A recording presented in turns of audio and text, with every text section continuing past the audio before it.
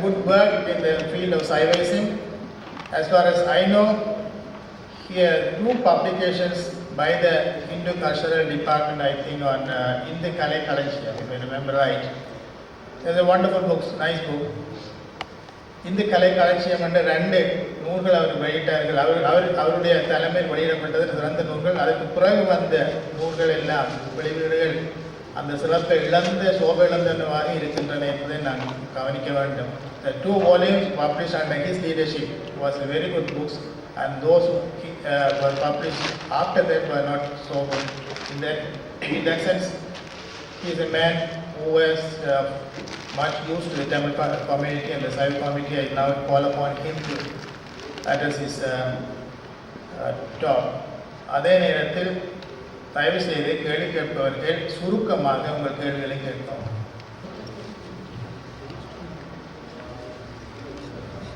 Mr. President, ladies and gentlemen, before I start my talk, I would like to say a few words, because yesterday we had certain problems in conducting some of these sessions.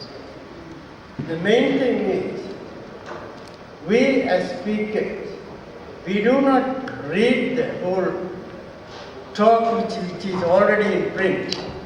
We only give or guide you on to what we have already given as a paper. It need not be a synopsis. It need not be the part of the talk, but about the talk and what it means to us. As far as we expect you also to respect our integrity when you ask us questions. Your questions should be mostly dedicated to elucidation of what we have written in the article. You should not embark on questioning our integrity, because you don't have any right to do that. Also, you should not lead us to some other things which we have not written. I am sorry to make these remarks, because this happened yesterday in some of the sessions, and some of those speakers felt very bad about it. And that's why I start off with these remarks.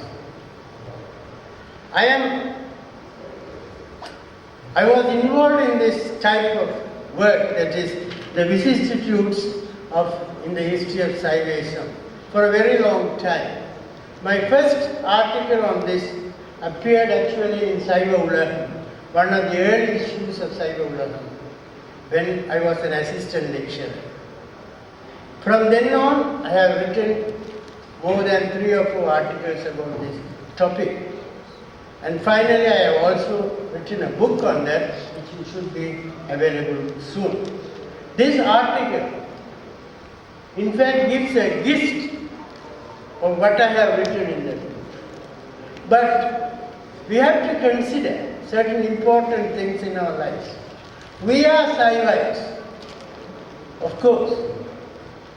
But when we were born in Ceylon, during the colonial period, we were not indicated in our birth certificates as Saivites.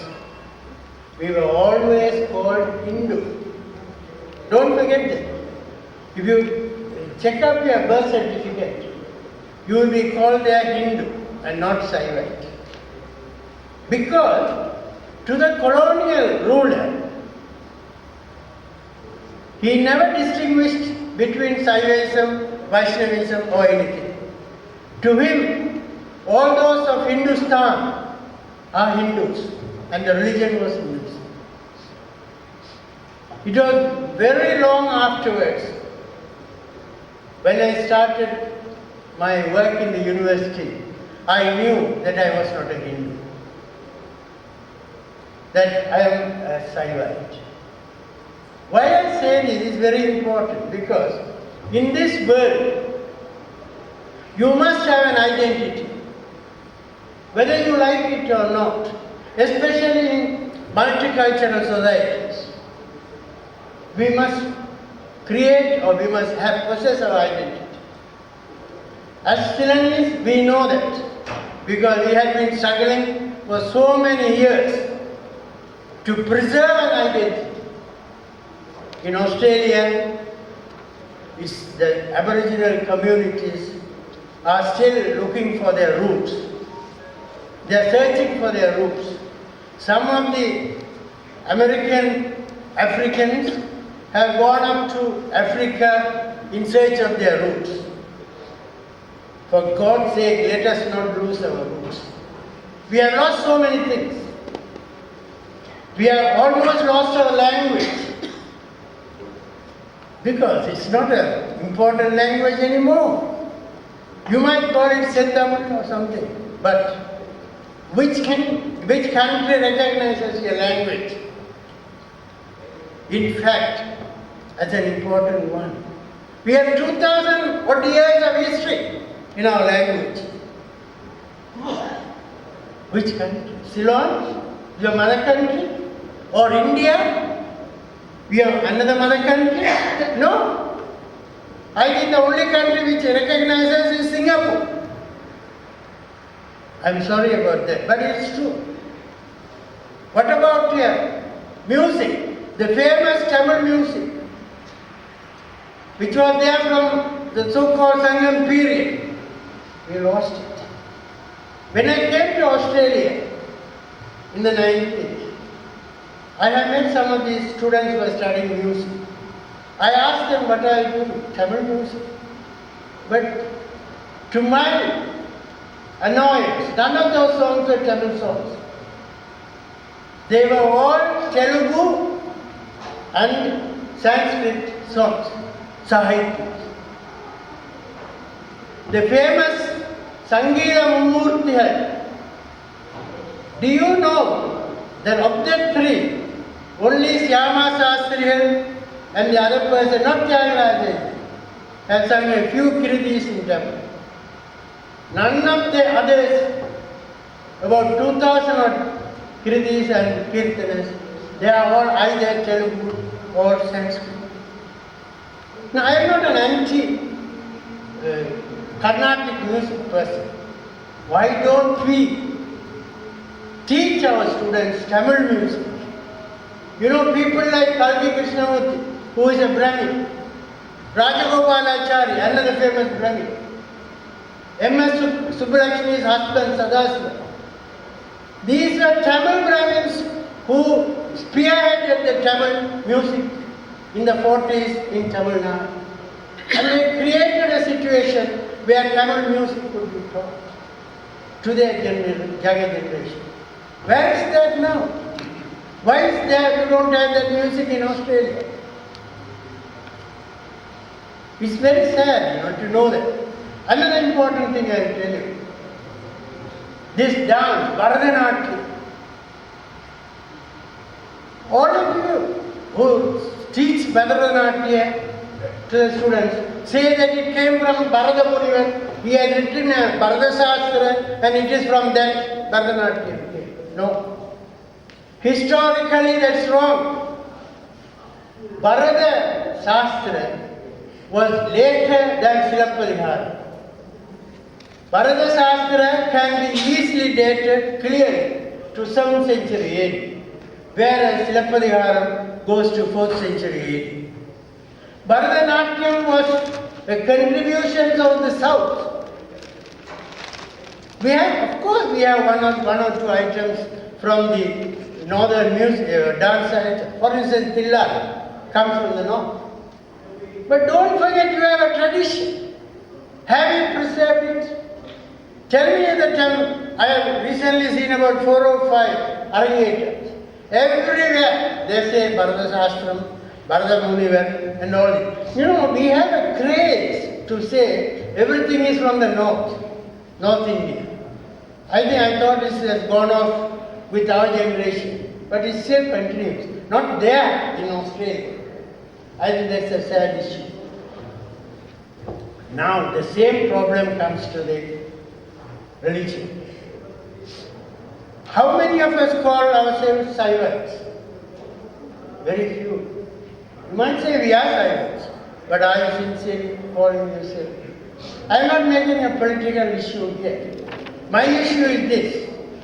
We don't talk about religious priorities in a society where we exclude ourselves from other groups in the religion. Because the world is becoming smaller and smaller. We should be able to understand and even embrace certain of the other religious things. But don't lose our identity. We must have our identity. Because our identity is a very prestigious one. We have a religion which is the oldest religion in the world. Probably, I don't know about some religions. For instance, in that article I have shown all the major religions and showed that Saivaism is older than most of them. I am not sure about a few religions in America, South America and other countries. Because if you accept Mohenjo-daro and Harappa civilization belong to the worship of Shiva, then Saivaism is the oldest religion in the world. It's very interesting. This is not there in the article. Yesterday, someone remarked that I am speaking on things which are not in the article. We need not talk about the article because the article is there in the book. You know, I got two articles. One was published in India, where one of the Mohenjo-daro seals, which is a humpback bull, you know, the author has removed the head and the hump and printed it as a horse and written an article saying that in Mohenjo-daro there was the horse. You know, it's very interesting to do such things. But they must know that there was no horse at that period in Mohenjo-daro. And another very interesting thing. You know, I'm sorry, my ladies should forgive me for that. There is an interpretation that the Linga worship is a Yoni worship. That is disputed by the Saivaists entirely. We got an article recently for this conference where one of the lingas was altered by Cecil to show the male organ as a linga. How can you do such things?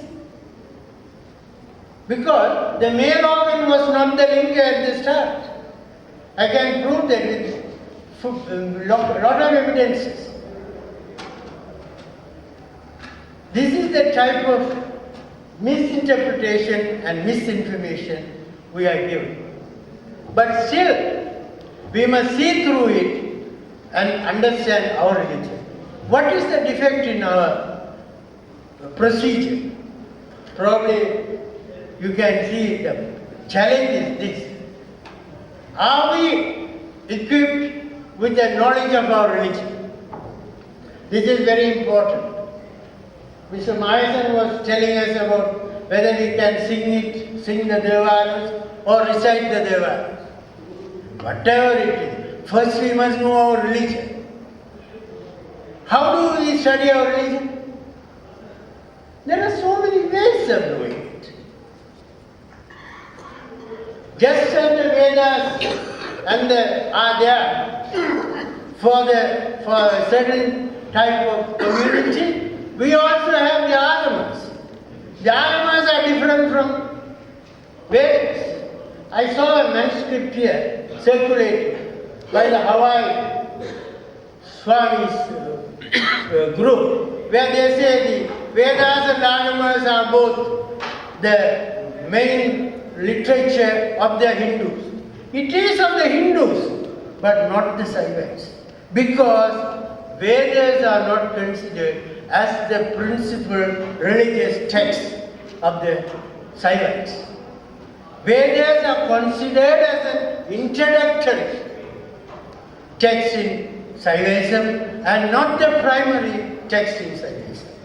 Because there are a lot of difference between the Vedic substance or the Vedic principles and the Saivaism principles. It differs a lot. I am not going to give a lecture on that. Most of the things I have touched in my article, and my friend Dr. Ganeshalingam has published some books which were by outside on this topic. What is important is, first we must know our religion. You know what people are thinking of religion? Just going to Murugan temple, see when the light is on and the lamp is lit by the priest there, ask for some grace from God and walk out. That's not religion. That is what most of us do.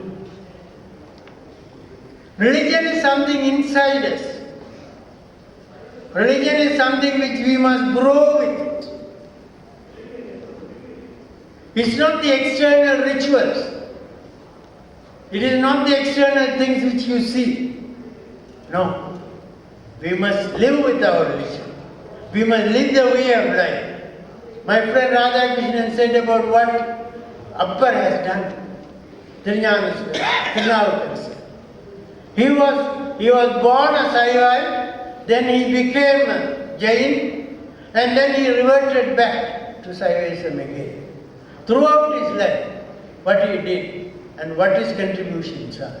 I think most of us will agree that the religious hymns of Appar are far more sensual and far more appealing than the other saints. I don't want to condemn them, but they are far more appealing because of his own feelings, his presence of mind is there. Also probably he reconverted at a very late age, probably in the 70s or so. That might be partly responsible. His maturity was partly there. When you look at Sambandan, he was very interested in nature. You know, some of us, when we go to the temples, we look around and see how lovely it is, how the temple is and all that.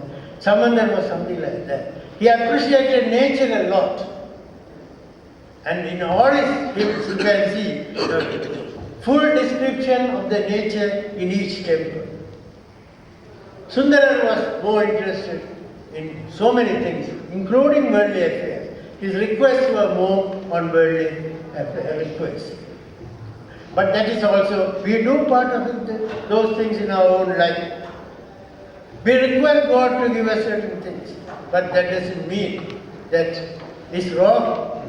But some people say when you pray, you must be very careful, you must not ask anybody. I don't think so. You are praying God because you think that He is your father or your mother, and you are requesting certain things. Why shouldn't you? This is a thing which we have to recognize much. This religion, which was there, that is Saiva religion, became incorporated into the Vedic religion with the Vedas. You know, but don't forget, out of the 33 Vedic gods, Rudra or Rudra Shiva has only 3 hymns out of 1280. That clearly shows that Shiva was a later addition in that pantheon of gods. And of these 3, it's very interesting. You know, in your religious rites, in your own village or anything, when you do certain bali, there is, some of us, you throw the bali at the junction where people would dread to walk in the night. Shiva's belly was always left that way. Not for the Vishnu one or the other one. You know, why I'm saying this is this. At that time, he was still an outsider to the Vedic pantheon. He comes on with the Agamas, with the Vedic Brahmanas and the other things. By Yajurveda and the other religious documents, he has become a big deity. That the Vedic pantheon recognizes Shiva very late because he was already there as an important god of the Saivites.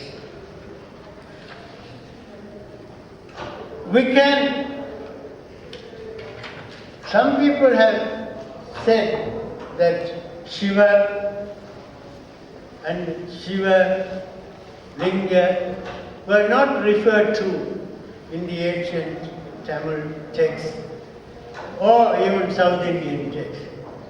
I don't think that is an argument to reject that Shiva worship wasn't there in that period. We have archaeological evidences from Ceylon, from South India, from the northwest frontier province, from Bengal for the worship of Shiva Linga. And there are too many evidences to dismiss it.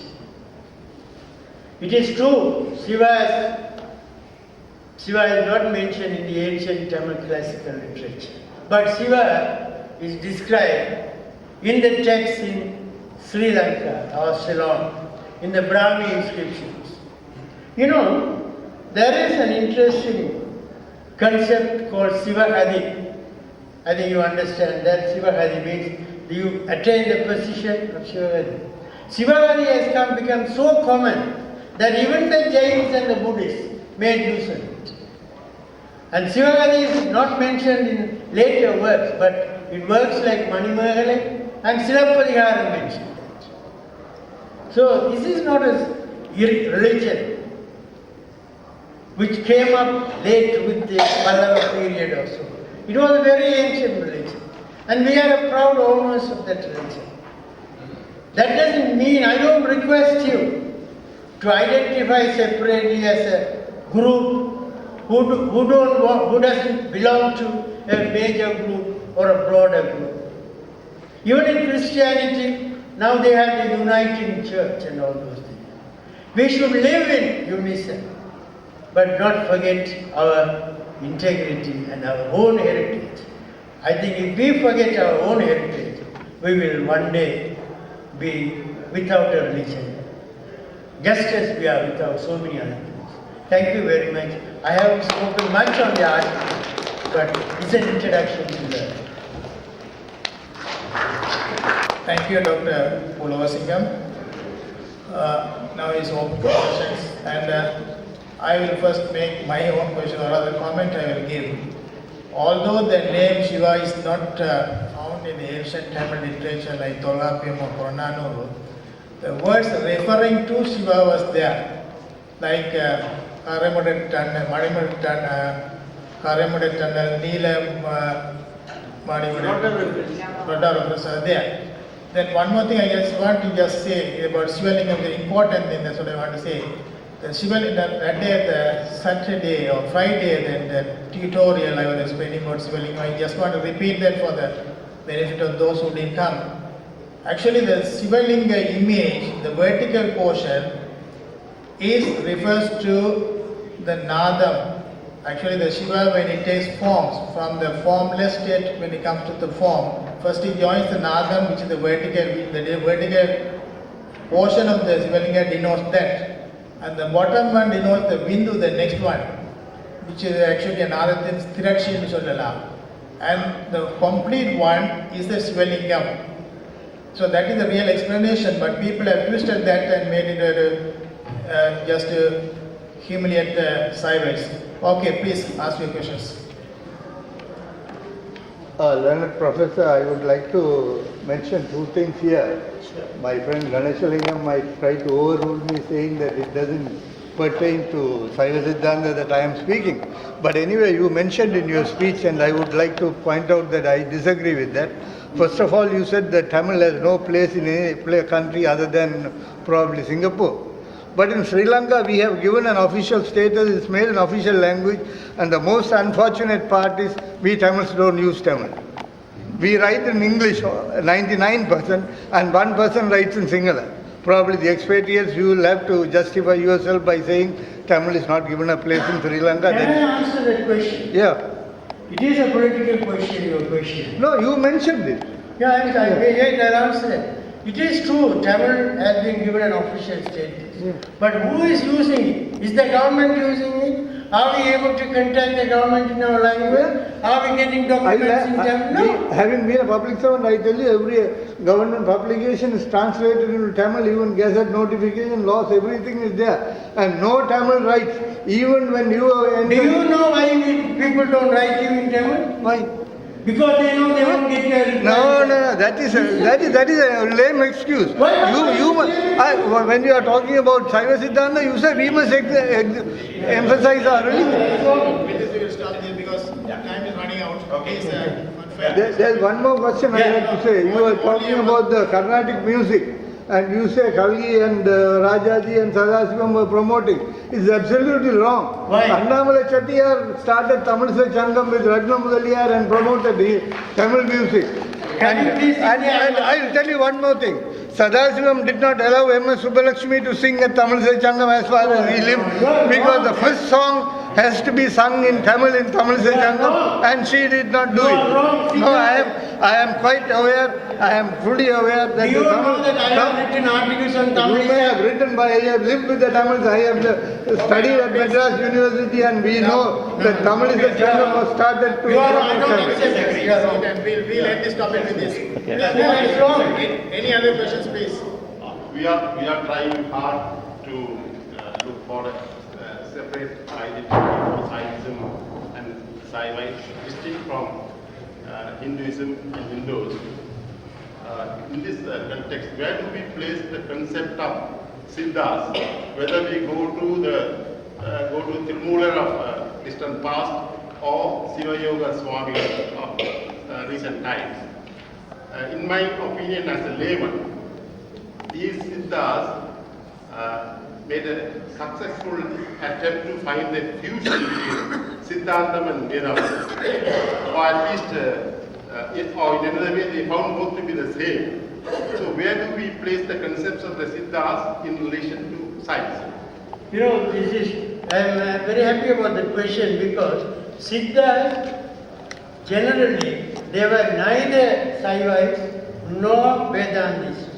They were a common, a common religion, which was applicable as you can call it as a localized religious form. But they included Saivite principles, and Vedanta principles were there. And that was the continuation came with Taimala Swamigal and that generation. And in Ceylon, Yoga Swamigal took it up. So we are unable, now we have a fusion there with Yoga Swamigal in Ceylon. In Tamil Nadu we have Taimala Swamigal, Mauna Swamigal. But there are common things between the Saivites and the Vedantas. We should be able to accept the commonness also. We should not be, that's what I was telling you, that the world is becoming small and we cannot separate ourselves and say that we are different. But the trouble is, we should know what we are and what we will do. Thank you. You know, Kanasing, I must reply this gentleman because he said I was wrong.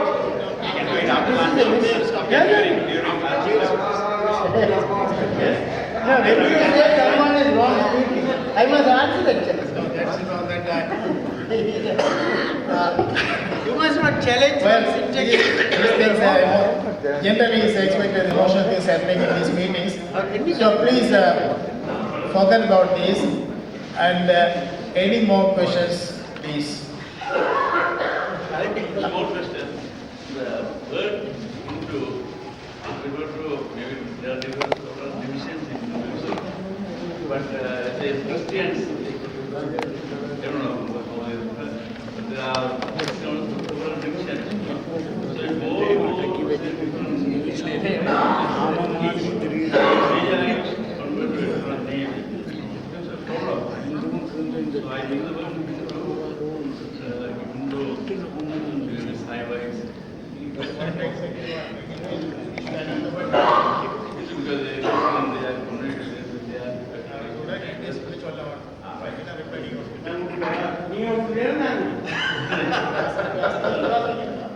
yes, so because can we say You know, I don't know whether your uniform name is important because the trouble is every religion has its own identity.